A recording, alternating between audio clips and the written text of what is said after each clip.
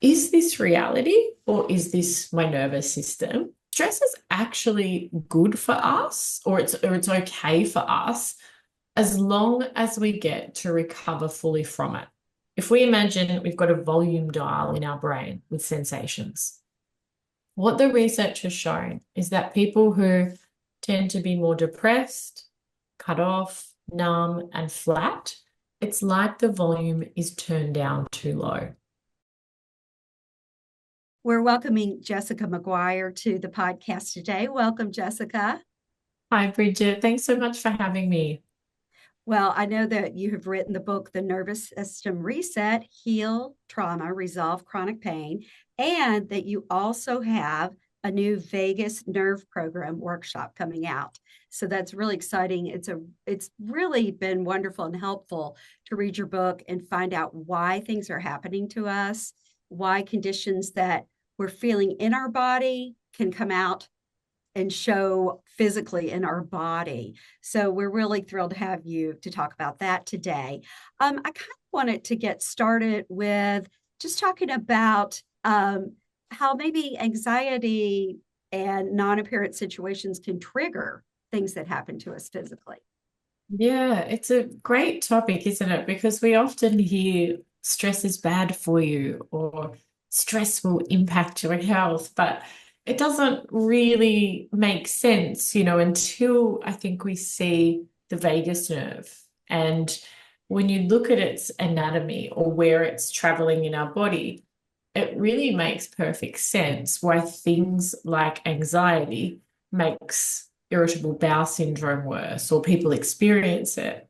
Or we can really see from the vagus nerves branch that runs from our brain stem directly to the heart's pacemaker, why some people develop things like altered heartbeats or even high blood pressure because of stress. So we really see its impact with things like the gut, with pain and inflammation. But it can be a number of ways that it can show up for people. And it's interesting that when we have these ongoing symptoms and we can't quite get to the root cause of them, but sometimes it can be because of anxiety and chronic stress, or people who've experienced traumatic stress too. I want to just start with because obviously the book is called The Nervous System Reset. So, can we talk a little bit about the nervous system and the vagus nerve? Because I don't think a lot of people even know what the vagus nerve is.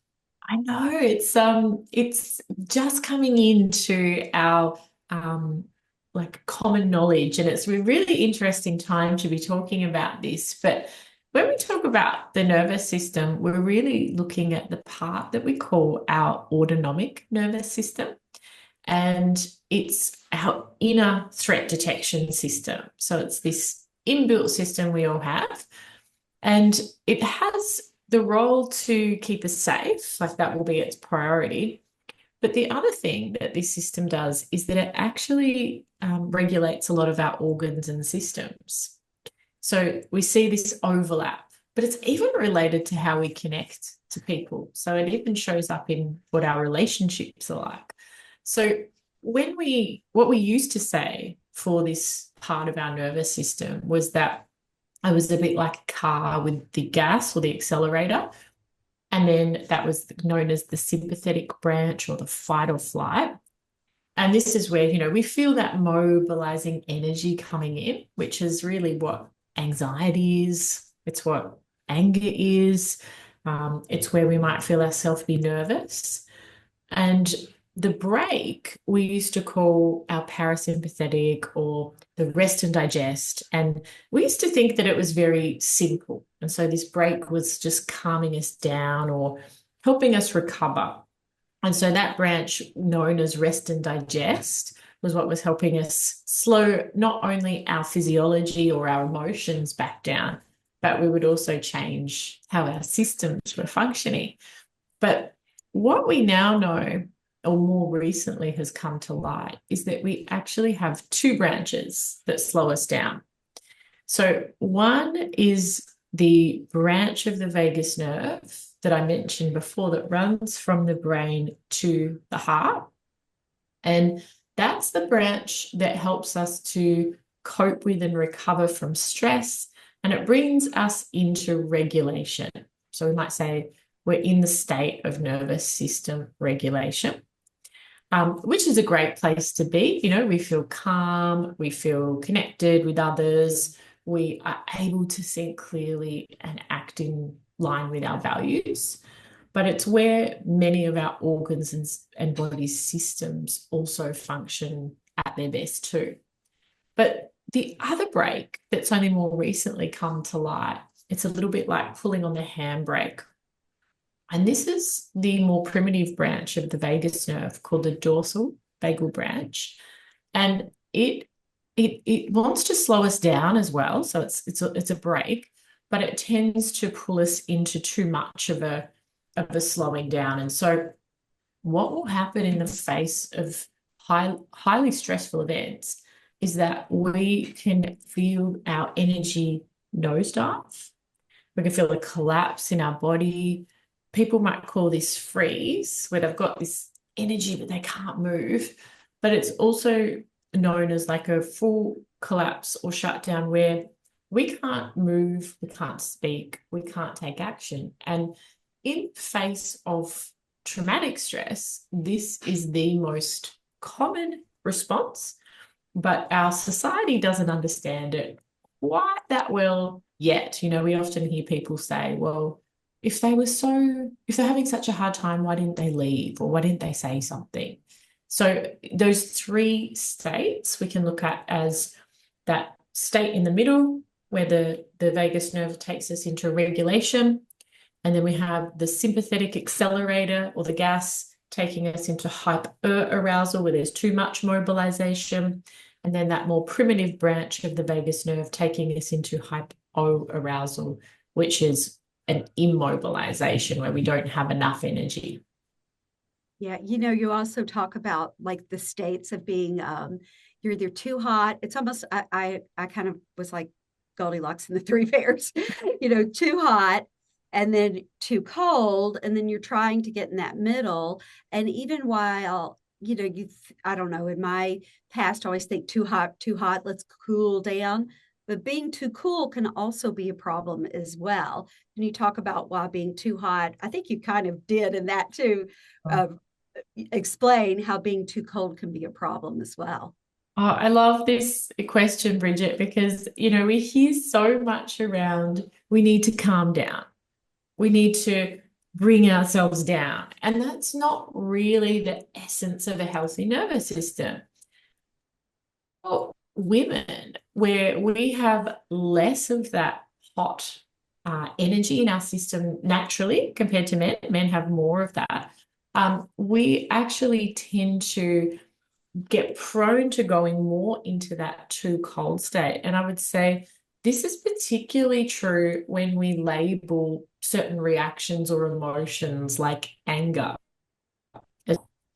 And we might say that anger is part of that hot state, or the mobilizing energy. And yet, because so many of us don't know how to have that capacity for containing anger, we tend to then try and squash it or get rid of it. And so sometimes we internalize it on ourselves. And when that happens, we feel shame, and that maps to that too cold state. So an analogy for this, I love analogies for understanding the nervous system because it's really complex. But imagine that the state of regulation is like a warm bath. But we've got the warm bath and the water's in there. So you've got the hot water, you've got the cold water. But if we keep turning off this hot water, saying I shouldn't get angry, I shouldn't do anything, I shouldn't say anything, eventually the bath gets colder and colder and colder. And in that cold state is where we have things like depression, burnout, hopelessness, and shame. And so for a lot of people, the antidote is actually allowing more of that hot water to come in, but to do it in a way where we can work with it or feel it without it being too much for us, and then taking action. And that's really what a healthy nervous system is about, that we can listen to what's going on in our body and also our brain, but connect to our body and then use that information to make an empowered decision that takes care of us emotionally and also our other needs.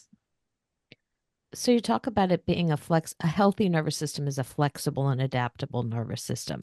What are some of the steps that a person can do if they are finding themselves kind of stuck in either the hot or the cold areas? Yeah, it's a great question. And I love that you framed it for either state, because we tend to hear this as like, the healthy nervous system is just calming down, but it's so much more complex than that. But also, this is where we want to have this skill to, first of all, understand what state we are in. So if we recognize, oh, that's my heart beating faster. I'm noticing my palms are a bit clammy, my shoulders are tensing up, and I feel this urgency. Oh, this could be that sympathetic state that I'm moving into. And so, what I've heard from thousands of students is that just by recognizing, oh, this is my nervous system responding, there's not something wrong with me, immediately that brings a sense of regulation and a sense of control, or being back in the driver's seat, because it's like, okay, I recognize that I've got this urgency and my nervous system wants to do something. And I can hear the thoughts from this state, which are, something bad's going to happen. You need to take action now. I can recognize why I'm getting really wound up at people. That in itself will bring regulation to your nervous system, because you stop going, there's something wrong with me. Oh, I'm so worked up. Why can't I just get control over it? And then you start to recognize, okay, these are responses in my body. And that's the same as well for looking at that state where we might be feeling more collapsed, hopeless. We say story follows state.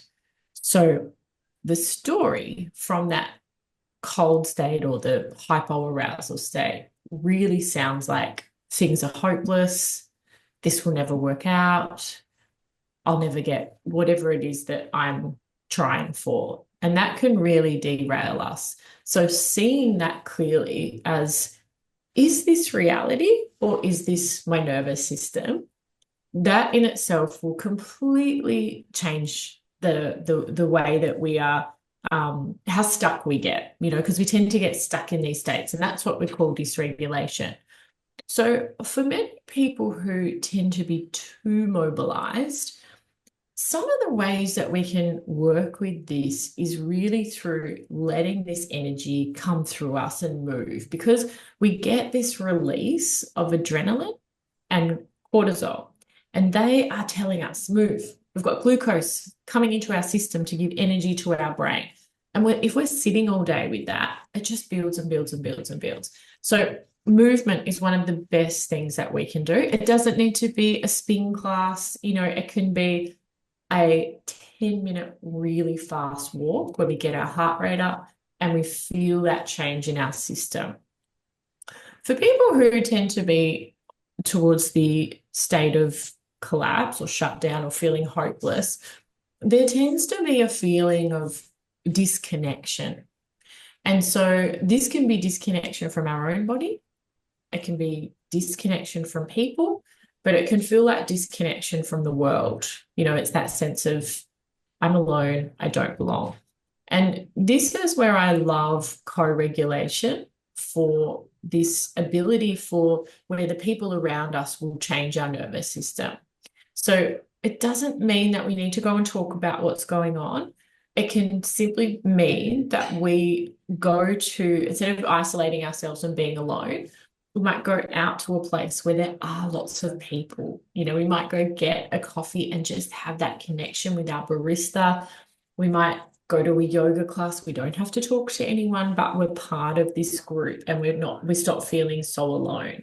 So it's very much when we connect with others, the vagus nerve, through what's called its social engagement system, this system of running between our heart and our face, connecting with others, it actually changes our physiology and moves us back towards regulation.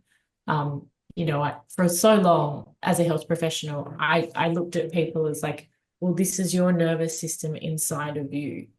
And once I started to say, what else is going on in this person's life? What's happening in their relationships, in their environment?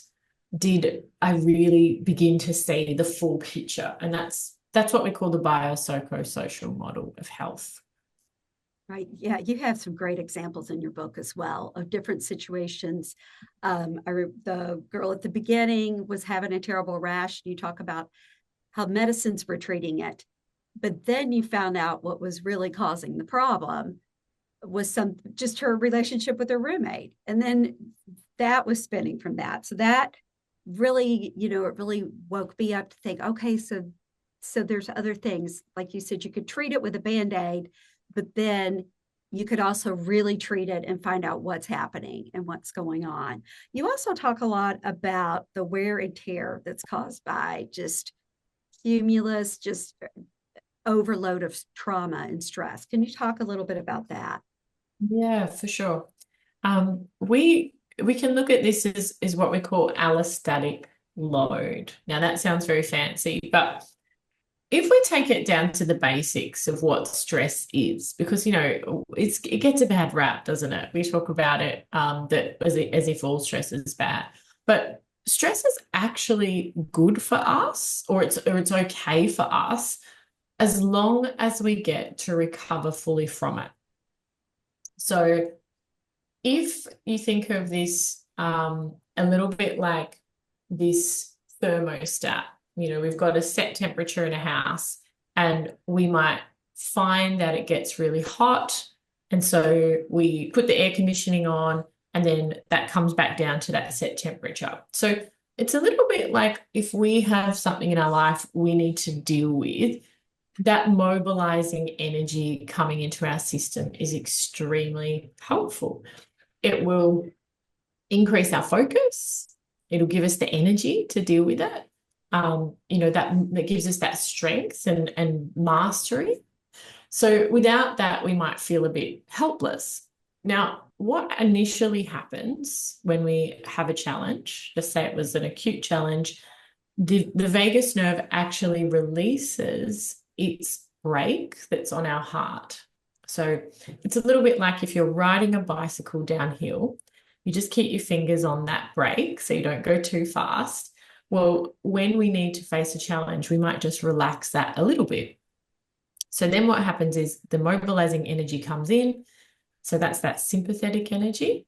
And then afterwards, the brake re-engages and we slow back down. Now, we'll feel this, it's that, oh, that was a lot. But sometimes we feel deeply satisfied as well. Like if you've stepped outside your comfort zone, done something a bit challenging, afterwards you're like, well, that was big, but it was also great. And then you might notice a drop in your energy.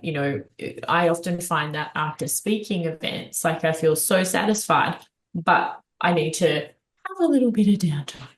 But when we talk about chronic and traumatic stress, what happens is the recovery period doesn't come. So I've just been in LA, connecting with the community there after the wildfires. And you will see that, yes, there'll be that initial period, which for many people, that was traumatic stress. It was stress that was way too high. So what happens there is the same thing. The brake comes off from the vagus nerve. We get this activation of that sympathetic mobilizing energy, but in much, much higher levels. But at the same time, we actually have the energy from that handbrake, the dorsal vagal brake, coming in as well. So we feel mobilized, but we're also like almost frozen. I don't know what to do. Now with chronic stress, for people who had like the overwhelming stress, they thought they were going to lose their house. Then let's say they were evacuated. If they can't find anywhere to live, their children are asking, where are my toys? Where are our things? It's that day after day after day. It could be for some people going through a divorce, and you've got the not only the breakup, but then all the financials, then all the family stuff, and it keeps going with wave after wave. So we don't get that recovery where the vagus nerve can come back in. So if we take this as an example, let's say you work in a place where it's a healthy environment that encourages you to grow. The vagal brake would come off. We'd have the increase in our heart rate. Our blood pressure would actually increase as well, which most people think, oh, high blood pressure. But in the case of the short term, that actually is really helpful for us. Now, after the day's over or after a period's over and the vagal brake comes back in, our heart rate and our blood pressure would come back down. But let's say we keep having these really stressful events and we are in a chronic state where our blood pressure is elevated. We can say, well, that's happening day after day, week after week, year after year. That might be the precursor to what we call hypertension, where we have this chronically elevated high blood pressure. We can see this in the gut, and we used to think something like irritable bowel syndrome was a gut disorder, but it's just been reclassified as a disorder of the interactions between the brain and the gut that's carried out via the vagus nerve. So that's coming up because of that dysregulation of our nervous system. And so a lot of the patients that I worked with, and this is what got me so interested in the nervous system, was they were having these symptoms, but they weren't getting any answers of what was actually going on. And they were ongoing. And when they had something challenging in their lives happen, they got worse. So I really wanted to get to looking at, well, how do we work with that root cause where, we can help people manage it from what's happening, but also to stop it happening in the first place. And nervous system regulation, particularly for where we look at gut directed with like something like irritable bowel syndrome, is one of the most helpful things we can do. And it's challenging because we think, well, this is a gut problem, but it's actually just as much as a brain problem or the way that the body and brain are communicating, which is the nervous system. What can you do in that instance if it is as someone who has suffered from IBS for decades, how can you regulate your nervous system to not connect it down to your gut? It's going to connect, but to slow or regulate. Yeah, it's a great question, Colleen. The biggest thing is about spending time in that state where you're regulated. So we really look at, okay, well, do you spend more time in the sympathetic or the too hot state or the too cold state? And then you look at, well, do I need to down regulate or up regulate? And the more time you spend in regulation, the more your gut motility improves. So basically, the vagus nerve is controlling the rate that food moves through the digestive tract. Which we call gut motility. Now, if we want a healthy gut microbiome, then what we need to have is that the motility or the way that the food's moving through the gut is at this nice regulated rhythm. But stress will change that. And that's where we can get these pockets and distensions where it creates bloating and pain through the gut. And so we come back to regulation first. It will improve the health of the microbiome. So it's a bit like we work with the soil for the microbiome. The main part of being able to look at what's happening with IBS as well is that we get these sensitizations and alarms to the brain that's like, oh, this is wrong, this is not okay, like down when we feel the sensations coming from our gut, which is carried via the vagus.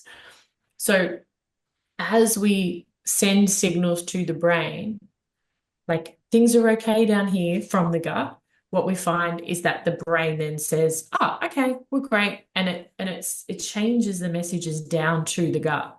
And so it's like, if you think about this ongoing feedback loop, we're jumping in and changing the way that they speak to each other when we bring nervous system regulation, particularly the vagus nerve. But it's so interesting, isn't it? Because we've long thought, well, it's my diet.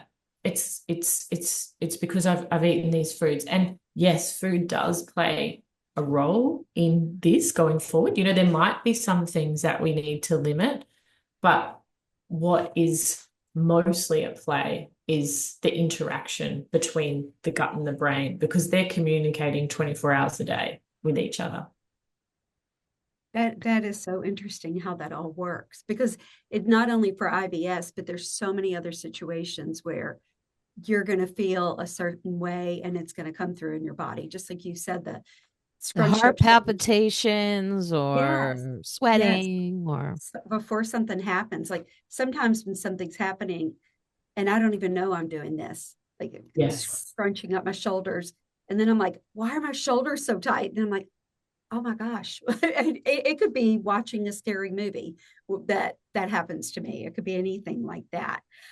There are so many fascinating things that you have there. I know that you talk about different networks. So I know in the book there were like 4 networks that are different senses. I think you use different senses. Can you talk about how the senses are? You know, we have our 5 senses, but then there's other senses as well. Yeah, I'd love to. This ties in so beautifully from what we were talking about with IBS as well. So if you have heard of your 5 outer facing senses, this is, you know, our sight, our smell, our touch, our taste. These are all important for our nervous system. We know that our nervous system, like what state we move into, will be picking up signals from our environment that's outside of our conscious awareness. So people are like, well, it's exactly what you said, Bridget. You find yourself like this and you're like, oh, how did I get here? So what we might see play out is with the people around us. You know, if we are in an environment where we are around a lot of highly stressed people, our nervous system is taking in those messages. We might not be aware of it consciously, but it's sending messages to this lower center in our brain called the survival brain. And then the next sense is what we call proprioception. So this is your awareness of the position of your body in space, like your joints. Now, the fact that you can close your eyes and touch your nose, and you know where your nose is, that's proprioception. And like if you try and touch somebody else's nose with your eyes closed, it's going to be completely different. But this proprioception is really important, and it's often not talked about enough in anxiety, because to know where your body is in space and your brain has a picture of that, that is very grounding and centering. Now, if we don't have this connection to where our body is in space, because we have changes in those systems, what can tend to happen is we often feel a little bit off kilter. And so these are beautiful practices for regulation. Now, part of that I spoke about before as well is where we can look at movement or kinesthesia, and being able to notice movement through our body can also bring us back to regulation. The next sense has to do with the vestibular system and the position of our head in space. So if you've been on an airplane and you feel the plane moving and you can feel that without looking, that can be your vestibular system. For some people, it gives them motion sickness as well, if their vestibular system is very sensitive. And then the final sense, which is really what relates to IBS, is interoception. So in means inside. Teroception is how we notice our bodily signals. Now, what's really interesting about interoception is that we have this communication loop going on all the time from our body to our brain. And most of it we won't be aware of. So most of the time, sensations like digesting our food, we don't notice. But when we have irritable bowel syndrome, we will notice those sensations more. And so if we look at what's happening there, the vagus nerve is sending signals from the body to lower centers in the brain. But we may, as I said, we may not be aware of it, but it will be changing how our body then shifts our physiology. So let's say if we took an example like you're walking uphill and you don't notice your heart rate when you're walking on the flat, but as you start to come up the hill, you're like, oh, there's my heart beating. That's coming into your awareness. And then you'll have a whole process of events that change based on that. So your breathing might change. You'll notice that your digestive system changes. Everything creates a shift based on that in the body. What's really interesting is the signals that come up to our brain that we are aware of. That process can be changed, not consciously from us, but through chronic and traumatic stress. So if we imagine we've got a volume dial in our brain with sensations, what the research has shown is that people who tend to be more depressed, cut off, numb, and flat, it's like the volume is turned down too low. And so there's that feeling of emotional numbness. Why this is challenging is that the body sensations that we notice are the foundation for emotional regulation. So, for instance, if you can't notice your jaw tightening, your heart beating faster, the feeling of urgency in your shoulders coming up and your hands going into fists, you might flip out at someone because you didn't notice the irritation that was there. So you can't proactively manage your emotions when you can't notice bodily sensations. We used to explain emotions like there was this one little spot in our brain, but emotions are a whole brain experience that are really being influenced by the messages sent up to the brain. So it's bodily signals that are the foundation to emotions.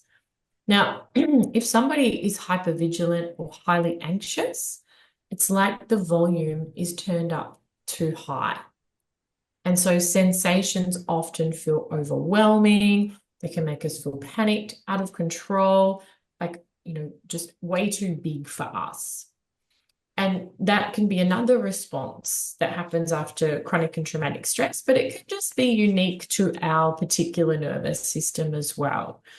And so this can be with interoception changes, what we're seeing now, it's coming up with anxiety, we're seeing it in depression, we're seeing it with IBS, chronic pain, eating disorders, lots and lots of issues where we can't really get to what the root cause might be. And so working with this eighth sensory system, it not only changes your emotional regulation, but it really changes your physical health too. And just like if, I sprained my ankle, I could go and retrain my proprioception or the joint receptors in my ankle so that I would then be able to know where my ankle is, and not sprain it again. I can retrain interoception by learning to get better at reading sensations accurately.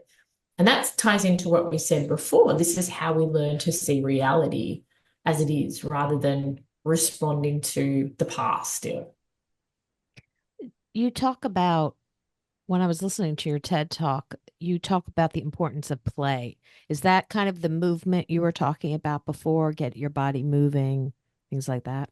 Yeah, absolutely, Colleen. So play is a blended state. Now, so if we talk about, we've got our regulation, like that band of nervous system regulation, and then we have above that this mobilization, where we feel our energy mobilized. Play is a way that we can learn to let this mobilizing energy come into our system, but we can keep it in check with the vagal brake. So imagine that what we said before about riding our bicycle downhill, we keep the brake on. Well, if we just relax that a little bit and let this mobilizing energy in, play is really an antidote to when we get too anxious. So a lot of students that I've worked with have said, even things that are exciting or positive, I get anxious about because they get this mobilizing energy come in, but they can't keep it in check. It's too much. And so with play, what we're learning to do is let this mobilizing energy in, but stay connected to safety. And this relates back to retraining our body to be able to read these signals accurately. So when we move into the state of play, what we can do is tune into our bodily signals in a way that we feel safe and connected. And it's like a gym for our nervous system, we're letting this energy in, we're keeping it in check. And it's not about living a life where we limit our stresses and we try not to do anything that's going to make us anxious. I think nervous system regulation people might think of as sitting on a mat and being very zen and calm. That's not it at all. We need to have a greater capacity to go into these states like mobilization, but learn how to for the vagus nerve to keep that in check. And that's why play is so beautiful. But the other part we play is if we're down in that state where we feel flat and we feel hopeless, play will up-regulate our energy. We're bringing in the mobilization, which is the way to get out of that state. And so, we ran a challenge recently and we had 4,000 people join us for 7 days of play. And it was just amazing. Like I got so inspired hearing the way that people were connecting with their children through music, through games, through dancing, through going out with friends, through the dates that they had with their partners. And it wasn't like hours and hours of, a practice. It was tying it into what they were already doing. So it was really beautiful to see that come about, and the changes that people discovered from having more play in their lives. That sounds really fun. Sounds really fun. And you also are doing a workshop. So can you talk a little bit about your workshop? Yes. So the Vagus Nerve program is starting soon, and this is an 8-week program. So we really go into each of these facets that we've spoken about today, like the vagus nerve's gut-brain connection, the connection from the heart to the brain. We look at interoception and all those sensory systems. We look at co-regulation, connection, and the social engagement system. But it's very much experiential, and we come together live to practice the exercises. We use breakout rooms so we can actually workshop these things and create a different experience in our brain body system, because we can't tell our nervous system that it's safe. We can't say, hey, things are great. It actually doesn't work when we are anxious or when we are shut down. We need to come into the body and show our nervous system that we are safe. And that's really what the 8-week program is about, which is built upon the principles of neuroplasticity, which is how our nervous system changes. And how can people find out more information about that?